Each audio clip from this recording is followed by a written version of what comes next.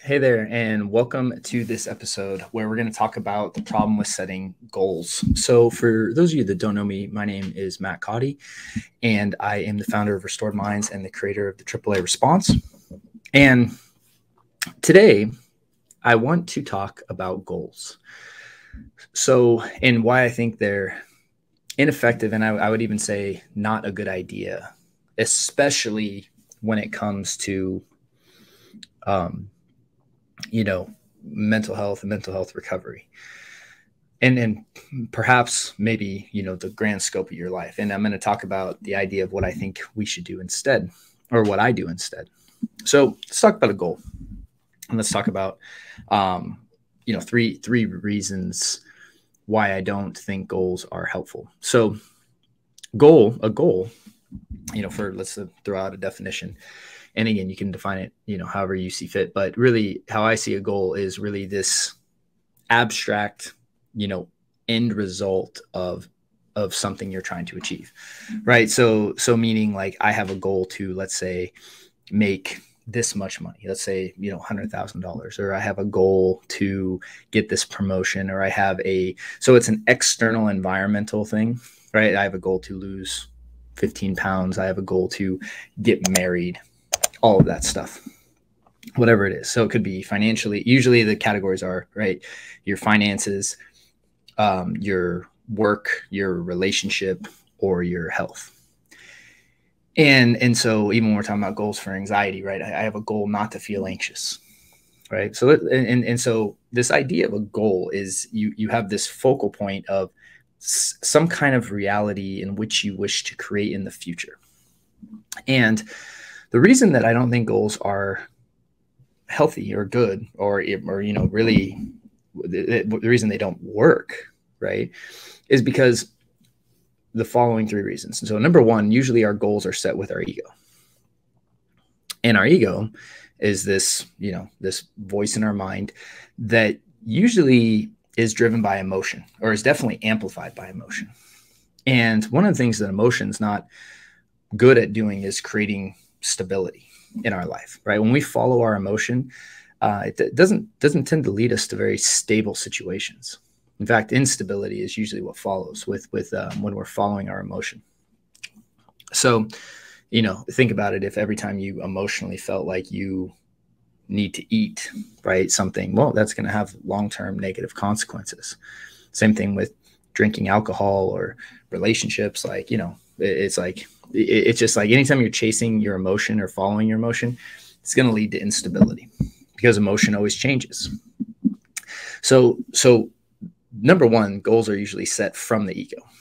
And what they're usually set to do, number two, is what we're usually chasing is not the goal itself, but what we believe the goal will make us feel at the time we reach it, right? So what we do is we put forth our joy, our happiness, and we place it out in the future and we believe that when we reach this goal, we're going to have this feeling resolved or feel a certain way inside. And then what we find, number three, is that once we reach the goal, maybe we do feel that for a little bit, but eventually it subsides, or we don't feel that at all. And then therefore what we do is we set another goal, because it's like, oh, well, I thought I'd be happy when I got $100,000 a year salary, and now it's not, and because I've raised my lifestyle. So now I actually need 250 or 500 or $1 million or whatever. And it leads us just to chasing and chasing and chasing, always postponing our well-being, our joy, our happiness, our inner peace in the future somewhere. And so our thought is always, well, and like, don't get me wrong, I'm all about the idea of delayed gratification in the sense of like, not impulsively just seeking out like a hedonistic lifestyle and saying, well, all that matters is right now, so I'm just going to enjoy this, which, ultimately leads to pretty destructive behavior. So there's this balance of, yes, there should be some delayed gratification and working towards something bigger and something more stable. But at the same time, we shouldn't just postpone our joy for tomorrow or our well-being for tomorrow, because as the old saying goes, tomorrow never comes. There's that, famous story of the bar that posts a big sign up that says free beer tomorrow. And it just always says that. and they never give out any free beer, right? Because, tomorrow is always the next day. And what goals do, so goals, again, they create this idea. They're set by the ego. And so usually when we set goals from the ego, that it's like, it just doesn't, it's just not a good pattern to work from, because our ego is very unstable, again, usually fueled by emotion. And we usually believe that reaching that goal will give us a certain emotional result, and that's the only reason we want it. And then we usually, when we get the goal, it doesn't actually do what we thought it would. So then we set more goals, and we're always living and working and pursuing the future, right? Never really living now. And so that's why I don't really believe in goals, right? And I don't set them in my life, right? Instead, what I do is I set intentions. In fact, I heard, someone once say, a guy that, I've worked with and has, kind of mentored me, he says, like, goals are the number one destroyer of most businesses. Because, again, you just set these abstract goals for businesses, right? Like, oh, we're going to make $10 million this year. And all of a sudden, you're starting to do things just to reach this goal. And you never really ask yourself, like, is this really what I want? You just set goals. And that's how most of us live. We set goals. We just set them abstractly, right? Because we think we should, right? And this is why I think a lot of people often live in this constant dissatisfaction, is because they're chasing these goals. And even when they hit the goals, it doesn't do what they think. So they just set bigger and bigger and bigger. And all of a sudden you're drowning in all these decisions you made out of goals that maybe you didn't even really want. So what's the alternative, right? What do we do instead? And that's where I want to talk about intentions. So intentions is for lack of a better definition off the top of my head, it's just a way of being, right? It's a way of deciding how I'm going to be today. And I'm intending, and here's what the thing about intention is intentions, you're really starting with the end in mind, as Stephen Covey said in his book, right? Begin with the end in mind. And that's really what an intention is. A goal is what we think will get us to the end. And that's why they often don't work. An intention is literally starting with the end in mind. So for instance, let's just use the example of health. Instead of setting a goal of, I'm going to lose X and X pounds, right? 10 pounds, 12 pounds, 15 pounds, whatever, 100 pounds, doesn't matter. What a lot of us, do is we set that goal because we think, when I reach that certain weight, I'm going to feel more confident in myself, or I'm going to feel better about myself, or I'm going to feel this. And then we get there and then we're kind of checking, like, oh, do I feel that way? And it's like, no, okay, maybe I need to shift the goal a little bit. And that's how we kind of aim through our life. Where an intention is, maybe something to the effect of, I'm going to allow myself to enjoy vibrant health and abundant energy. And that's what I start with, right? Like, I'm going to allow myself to enjoy this.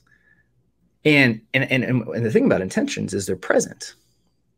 One of the reasons that people have you write intentions in the present, because that's all we really have is right now. Now, you may not be at the exact weight that you need to be, and you may not be, quote, the perfect health based on how we measure health in our, medical system.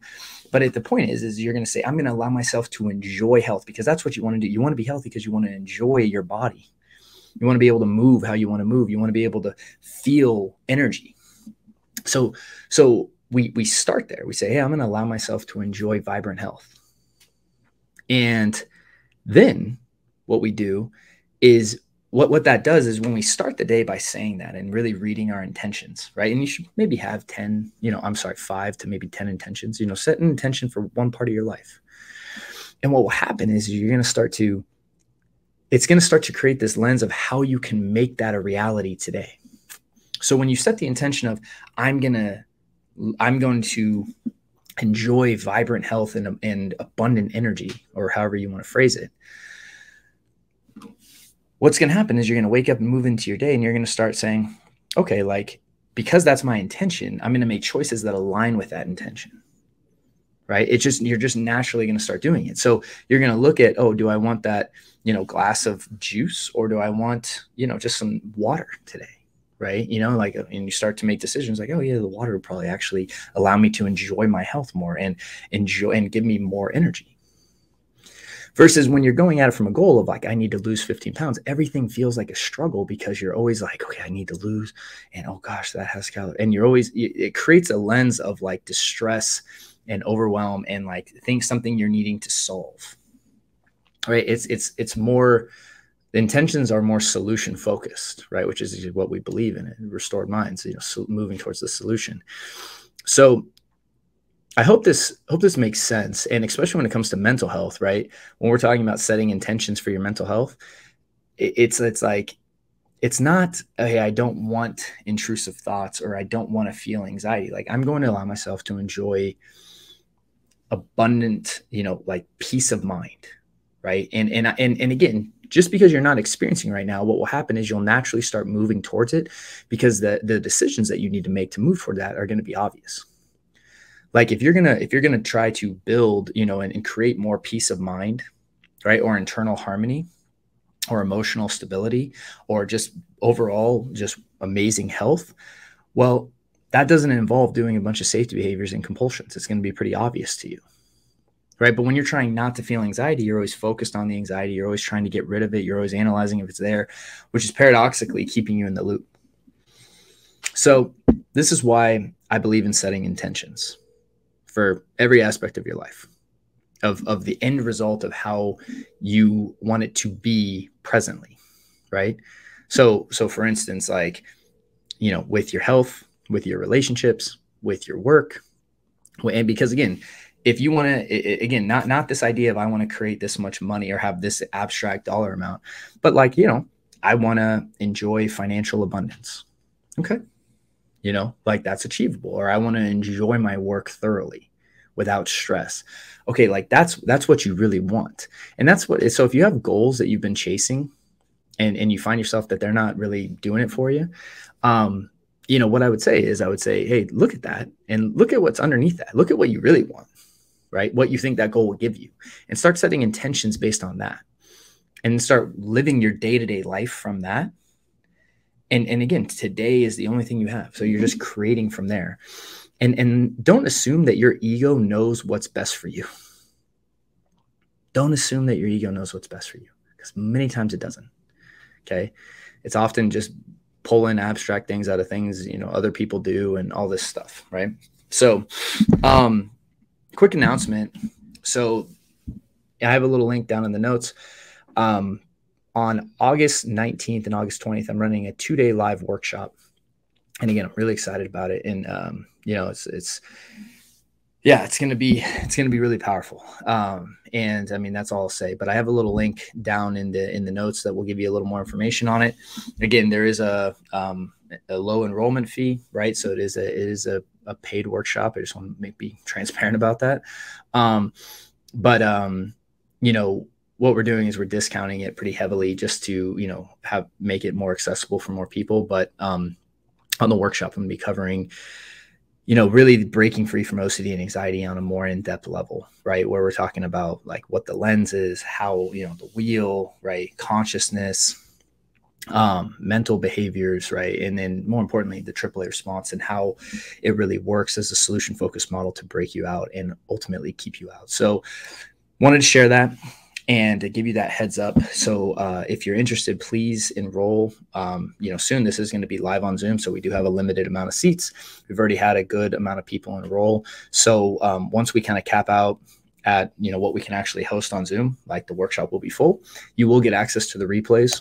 If for some reason you can't attend live or you're in a time zone where it just really doesn't serve you to be up at that hour, whether it's like in, if it's 3 a.m. In your time zone, if you're in more the eastern part of the world, then I totally understand. So anyways, just want to let you know the replays will be available. And so yeah, check it out down in the notes below. And really hope you can attend and make it, because again, it's going to be awesome. So thank you for hanging out today. Wish you guys a great week as always, and look forward to seeing you on the next episode. See you soon. Thank you so much for watching that video. And so if you're struggling with OCD and anxiety, I just wanted to let you know that we have a free training for you over at Restored Minds, where you can start learning how to use our AAA response to really break out of that loop and ultimately take back control of your life. And all you need to do to access is just click the little link below and you'll be taken to a page where you can register today. Thank you so much.